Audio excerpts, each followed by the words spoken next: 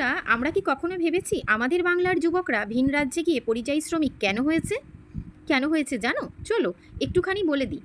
2008 সালে সিঙ্গুর থেকে টাটা কোম্পানিকে নষ্ট করে দেওয়া হয়েছিল, ধূলিসাৎ করে দিয়েছিল সেই কোম্পানি। আজ পর্যন্ত কিন্তু সেই কোম্পানি খোলা হয়নি, তাই না?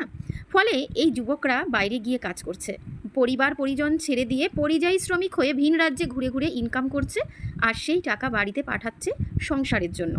তবে আমাদের নতুন মুখ্যমন্ত্রী শুভেন্দু অধিকারী তিনি বলেছেন যে আর কখনো কুশাসন হবে না বাংলায়।